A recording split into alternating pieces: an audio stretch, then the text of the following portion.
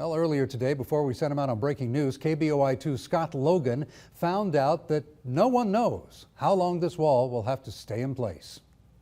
This unprecedented wall is going up to save Zoo Boise from floodwaters city officials hope they never see. But the zoo's traditional $500,000 evacuation plan would take a week to move more than 200 animals and supplies to snow removal barns at the Boise airport. And city leaders don't know if the Boise River will allow them that much time. Given what's happening with the river right now and what we've received from the Corps, is that we may only get somewhere between 18 and 24 hours notice that the river may rise. The Army Corps of Engineers expects to maintain river flows at 9,300 cubic feet per second for the foreseeable future, but a spokesman for the Corps also says there will probably be some changes next week. Planning for the worst-case scenario, the city bought this so-called muscle wall for $130,000, most of that cost covered by a state grant. The plan is for the wall to keep floodwaters from reaching the zoo, but the city says no plan is perfect. So even though we're highly optimistic that this wall will work, indeed will work, we still have to prepare as though we may have to move animals in case that it doesn't work. We just can't take that chance. For a zoo that opened 101 years ago, its most crucial hour may be at hand. There's a new trend for the Boise River. Less water is coming into the reservoir system. More water's going out. KBOI2's Scott Logan is live along the Boise River to tell us just how much the river is going down. Well, the Boise River has dropped by 500 cubic feet per second over the past 2 days, and river managers plan to drop it another 250 cubic feet per second tomorrow. The Boise River has been uprooting trees and knocking down plants during its spring flooding fling. This is near Park Center Bridge, and the City Forestry Department is making plans to deal with the debris. This as river managers are making plans to decrease flows coming out of the Boise Reservoir system, although they stopped short of saying flooding is over. Is it fair to say that the worst is over when it comes to the flooding on the Boise River? We believe that probably the worst is over as far as flows through the city of Boise. As far as CFS going through town now, whether some levees break or anything like that, how it impacts people, I'm not going to comment on that, but we believe that the discharges will be decreasing from here, yes.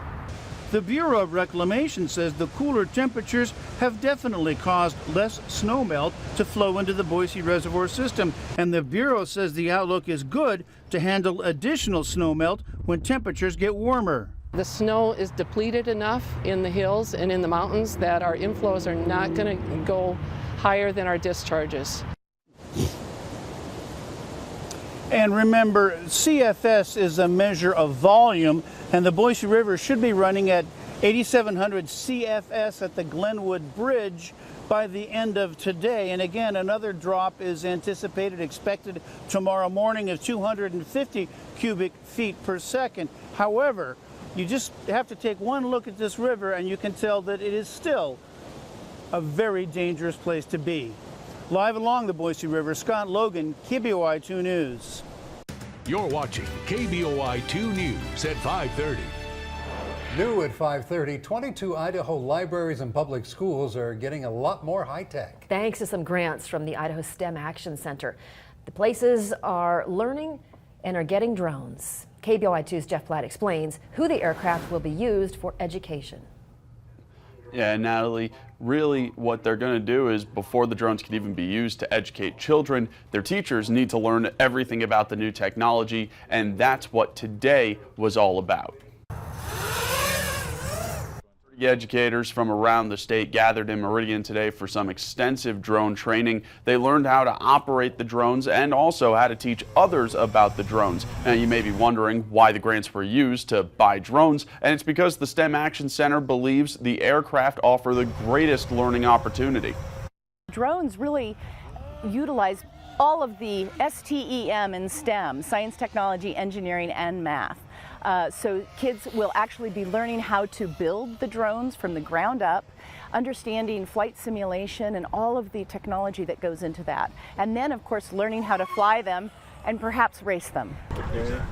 The program will be launched at libraries, middle schools, and high schools throughout the state this fall. Compton says to her, the greatest part of the program is that many small communities such as Wilder and Nez Perce are getting access to technology that their children really just normally wouldn't get. Live in the newsroom, Jeff Platt, KBOI 2 News. Breaking news to start, though. The Canyon County Sheriff's Office now says that 3 people have been found dead in a house in Caldwell. KBOI 2 Scott Logan just got on scene, and he's here to share now what he has learned so far. I am in East Caldwell, where authorities are investigating a triple homicide. They are working right behind me here. You can see the coroner's vehicle. There's other investigative vehicles as well. You can't see the house too well because of all the trees, of course. Let's find out exactly what's going on. Joining me now is Marv Dashiell, Deputy Chief with the Canyon County Sheriff's Office. What information can you tell us right now? Who are these people? We don't know who these people are. About 11 o'clock this morning, we had a call for a welfare check at this location. Officers made it out to the house. As the investigation continued, they were able to locate 3 deceased persons on the property. You were telling me that the bodies were found hidden or secreted, as you put it. Tell me how. They had been. The bodies were secreted. They weren't obviously visible. However, through some evidence on scene and our officers' skill set and everything else, they were able to determine that we did have deceased persons on scene. We're working very closely with the coroner's office. We're working with our criminalists and the County Prosecuting Attorney's Office to try to proceed forward on this, to make sure we're doing everything correctly as we move the investigation forward. Can you tell us whether these are adults or were there children involved, male, female? What can you tell us? We're still so early in the investigation, and we're trying to take this so methodically that we have not even been able to identify gender of our victims at this point. There is evidence that they've been here for some period of time due to some decomposition that the officers have talked about and have indicated. But other than that, we don't have a verification of any identification or whether they're male or female adults, anything like that yet. Have you been able to find out perhaps the manner of death? Were they shot, bludgeoned? Do you know? No, at this time we do not even have that. We'll be relying on our coroner's office to be able to, hopefully within the next couple days, be able to give us more information along those lines. Okay, well, thank you very much for taking the time to be with us. So that's the situation right now in East Caldwell. Many unknowns at this point in time, but we do know that the authorities are investigating a triple homicide. They appear to have been deceased for some time, and we will stay on scene and get as much information as we can as soon as it's made available to us. Live in Caldwell, Scott Logan, KBOI 2 News. Happening now, a legal battle over sliding homes. A homeowner on Altavia Court is asking the city to delay the demolition of the homes. KBOI 2 Scott Logan has been sitting in on a court hearing this afternoon. He joins us live to explain what's happened in just the past few minutes.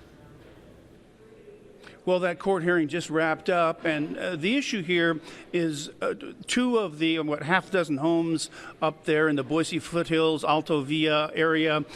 They're coming apart, as we all know. We've seen the video, and the city wants the homeowners to demolish these houses, saying that it poses a grave public threat. Public safety issue, but the homeowners are saying, no, wait a minute, that is evidence. These homes are evidence in a much larger lawsuit that is starting to develop, and believe me, there's a lot of parts to this lawsuit. Today's issue is all about whether or not these homes are evidence, and should this evidence be preserved. Well, the judge ruled in about a half-an-hour hearing, the judge ruled that they can have, the homeowners can have until the end of August to do videotaping and take photographs, which will document the situation, and they can have that as evidence that they'll present in court. So that basically gives the city a deadline of the end of August when these homes will be demolished, because the city says it's a growing public safety issue, But the attorneys arguing for the homeowners are concerned about the destruction of evidence, because this is, as I said, this is turning into quite a large lawsuit, and preserving the homes as evidence and what's happened to the homes as evidence is a big deal. So the bottom line, the judge says, those homes cannot be demolished until the end of August, and that should give the homeowners and the city, if the city wishes, time to videotape, to make videotape records and take photographs to use in the lawsuit as it develops. Live at the Ada County Courthouse, Scott Logan, KBOI 2 News. Breaking news to start. 6 construction workers are hurt. This is after a building under construction partially collapsed. KBOI 2's Haley Kramer is live on scene. She did speak with the workers who were in the building when it started to fall. Right now, police are securing and monitoring the area to make sure everyone is safe. Take a look. The building collapsed inward and it looks bad, but police tell me it could have been a lot worse. When this future onion shed collapsed, there were 14 people working on it, and most of them were on the roof. Some workers were trapped under the debris, but their co-workers were able to free them before any rescuers arrived. 6 workers were taken to the hospital by ambulance, and an air unit was called in but not used. Police can't confirm any cause at this point. I talked with a construction worker who was on the roof when it collapsed. You'll hear from him at 4:30. Live in Parma, Haley Kramer, KBOI 2 News. Thanks, Haley. We should mention this is not the first time first responders have been called to this same site. Just about a year ago, 1,000 wooden crates caught fire overnight. Several fire departments helped put out the flames. It also caused power outages. Investigators ruled the cause to be undetermined, but suspicious.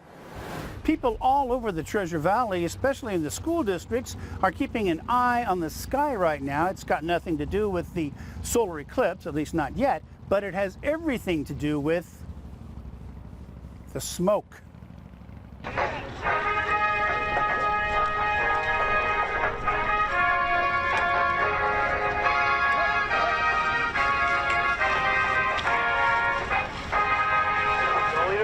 The grimy, smoky air did not stop the band at Rocky Mountain High School from strutting their practice stuff this day.